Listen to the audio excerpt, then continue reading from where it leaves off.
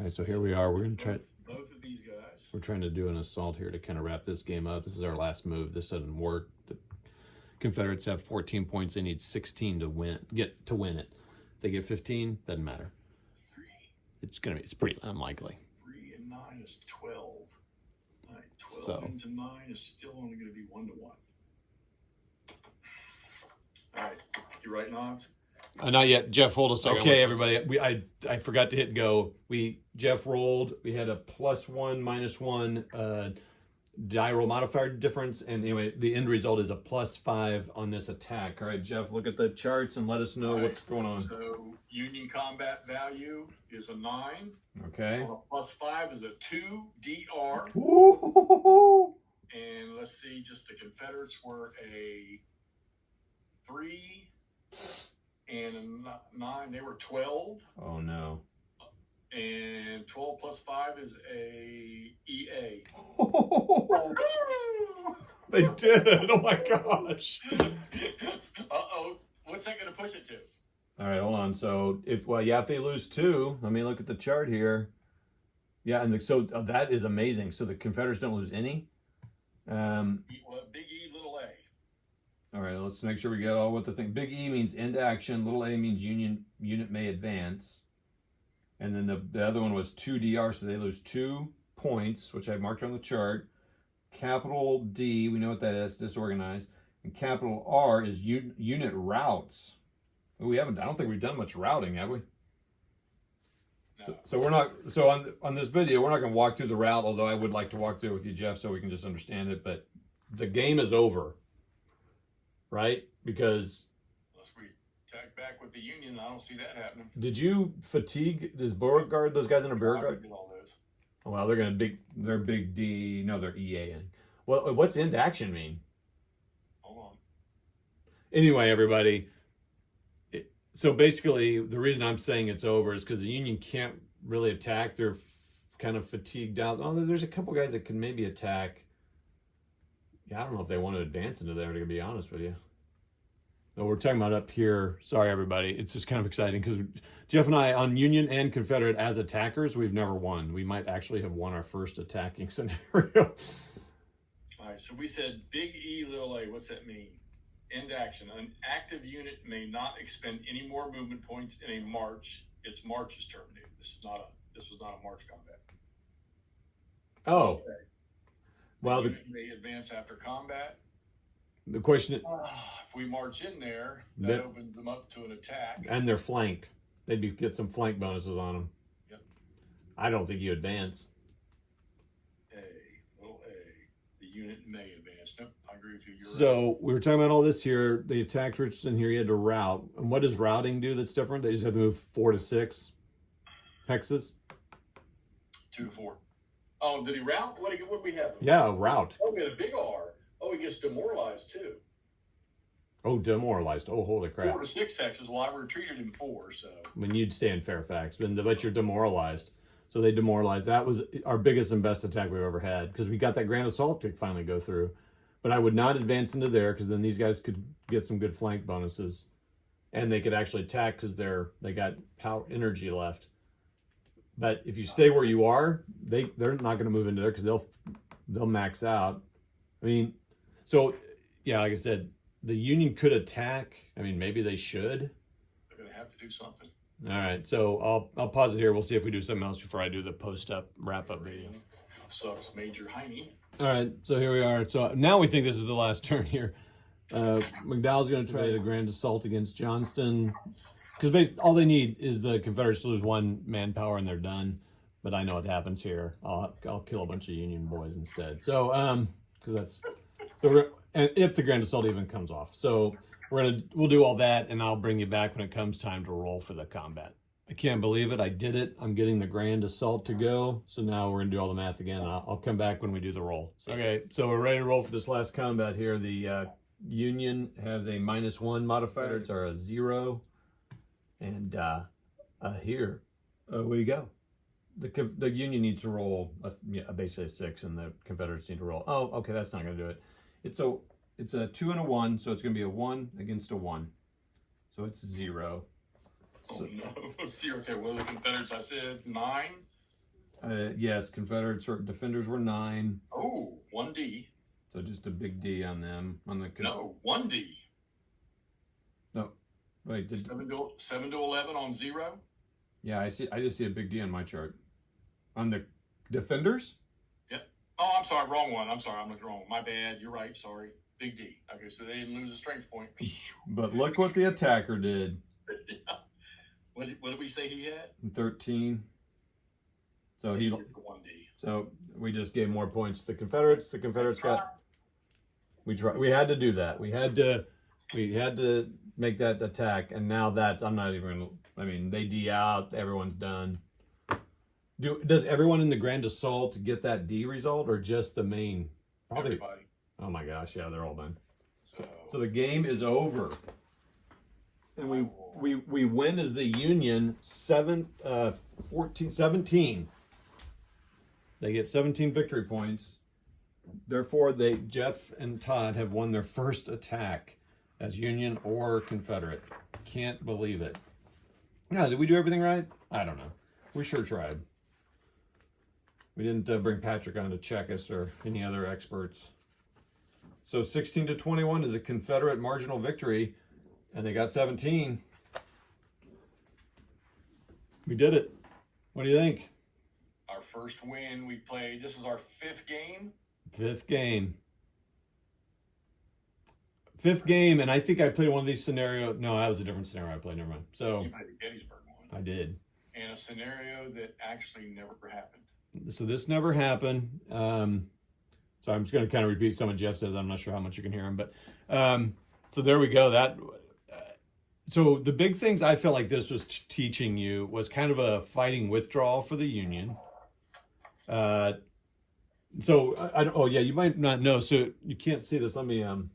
It's kind of hard for me. I'm never sure how this is going to come up on the screen. So way over there, D.R. Jones was able to get into Springfield, which gave the Confederates a big coup. We were able to run him around down south. We got enough rolls in a row, get him up there before the Union could make a move and get in there. So that gave them 14 points, which was pretty good towards the 16 they needed, obviously. But it very easily could not have happened that way. Go up, Patrick and what's his name? Is it Rob? I think he plays with. They play this scenario 2 or 3 times, and it's a tough one for the Confederates. Yeah, I mean, really the only thing left that we could have possibly attempted to do, probably wouldn't have come out so well, was trying to get this guy, this guy, this guy, and this guy all on him. True. Yeah. Well, yeah, we moved McCune out of there. McConnell could have all. Yeah, that's true. We could have spent a lot of energy and time moving them over there. But we'd had to somehow got McDowell down there. True. Well, he can transfer. 10 hexes. Yep. Yeah, he would have had to move some other units. That's true. We kind of avoid that. Well, what happened is turn. So the other big thing this teaches you about is night moves, and rain.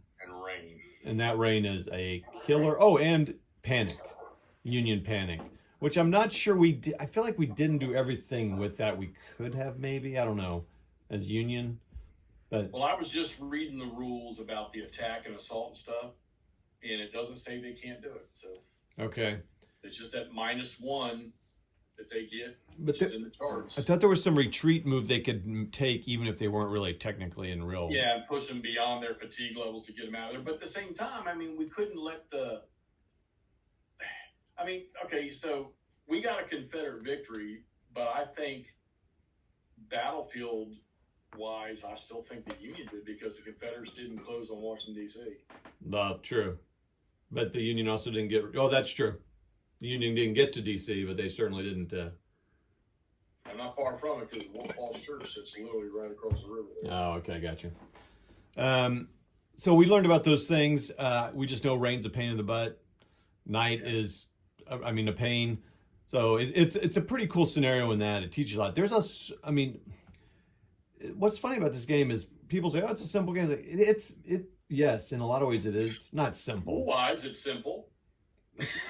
Well, it's not. But actually executing it's a pain in the ass. Well, it's not. It's not. You know what? I'm going to step back. I don't. I don't think I've heard anyone ever say it's simple, but it's kind of. It's there's so much in the rules. It's a very rule dense. I mean, that review that came out fairly recently talked about that, but it's okay. It's just there's a lot here. There's a lot to know and do, and Well, I don't think it's not overwhelming, but well, it's got just enough detail in it for you to look through things in the rule book a little bit until you master it, I guess. But I mean, yes, the things I think that eat you up in this thing here is if you're playing at any game scenario that's multi turns, you fatigue and exhaustion. yeah, Because now you're kicking extended marching, you're taking a chance of units or troops falling by the wayside as you're marching, and reducing your combat ability. And you know what? That had to be true during the Civil War. That is just some of the best, I think, instituted rules in a game is the fatigue and the exhaustion stuff. yeah. I mean, this game starts out. If you don't know this particular scenario, the Union is just disaster city, man. They are demoralized, fatigued, and this one they can go up to 6 fatigue and stuff. It's like crazy. The recovering help, we got some abattis built. You can't build abattis in rain, we learned, which makes sense because it's raining, but and then when it's raining, you can't cross fords, so that it just slows you the heck down. You can't cross streams. Don't cross the streams. But it's a good scenario just to kind of learn some more of the rules. Now, so the next scenario in it is an advanced game scenario. Jeff, what are you saying? Are we gonna go do something? I don't know if we're ready for advanced. I'm still a proponent of us. We'll go through the box of playing the basic scenarios, and then when we don't have to stare at the rule book, then I say we move on. So that is it for the basic game scenarios. In this, we'd have to go to the something in the valley, probably, right? well, I don't know. What was this? This was Stonewall Jackson. This is July 1861, Stonewall Jackson's Way 2. But I don't know what. I think it's in the On to Richmond box. Okay. It's 18. Not the end time with the wilderness and everything, but the earlier stuff. Okay. No, I agree. I feel like, yeah, we still have a lot to kind of be way more comfortable with in the basic. I can just tell this. I mean, I'm saying something new and amazing. The campaign game is the way to play this game. You just know it because then you're dealing with recoveries and long term and supply and owning a county and foraging and blowing up bridges and railroad stations, and you get to use railroad. And then it would be nice if a year from now we could culminate this in a campaign game. You think it's going to take us a year? Well, I do. With all the scenarios we can go through. Because even some of the advanced. Okay, so a lot of the rules for like the foraging and stuff, I don't think those apply until you play a campaign. Well, that's what I mean. Yeah, I'm not. No. Well, I mean, I figure we'll go basic, and then once we master that, we don't have to look at the rules no more. Well, we don't have to dig as much. Right. We go into the advanced game scenarios and maybe try some of that. Oh, I thought advanced game scenarios were always campaigns. They are in this All Green Alike book anyway. Oh, are they? They're all campaigns? In this game. I thought maybe advanced were just these, similar type scenarios with more rules. There might be some. We'll have to look. Also, we got that skirmisher that adds some basic game scenarios to this map and stuff. I don't know when they take place though. So, all right, so this was July of 61. Yep. All right, so we should probably be headed into. And you know the battles. Well, see, Jackson would have come out of the valley for this, but then I want to say he goes no. Oh, so I know what's next. 7 days down around Richmond in 1862. Okay. That's why it's the On to Richmond box. Okay. Well, that would be interesting. So we had a good time. So Jeff and I took a long hiatus during 24 because we were just busy playing other stuff and it's hard to get together. And we'll start to get to a point where we play the opposing sides. Now, I do like the way Patrick and Rob do it, where they each play it. Like, they each play Confederate and one Confederate and Union, switch off. Because then that's another way to get. But I think Jeff and I don't have the patience for that. I mean, I might a little bit, but I don't think you really want to do that, right, Jeff? I mean, ours is the schedule. We have to. Yeah, we have a little hard time me connecting up and getting our time. We're like when I stop recording this video, we're gonna set a date for the next one and we'll decide the scenario. So, but yeah, I think we both liked it though. It took us 2 sessions to play this through. I mean, it's only 3 turns. It's pretty short, and then with that night turn, it goes, or that night and rain, it kind of goes. Yeah, we didn't do much. I think we had 1 attack during the rain turn. That was it. Yeah, I mean, it didn't.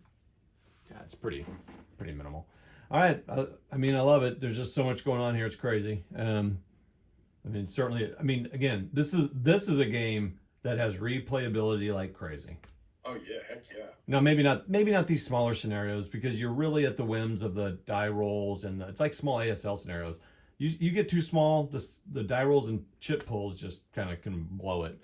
I think we killed more troops operationally than we did tactically. I killed 2 Confederate. Confederate cavalry by marching them when they were exhausted, and yeah, I killed them with extended march. So that was pretty cool. I'm pretty good at that. Those didn't count towards victory points. So all right, that's that. I'll post this up. Thanks, Jeff, for playing, and thanks all for watching. And we'll see you when we play the next scenario.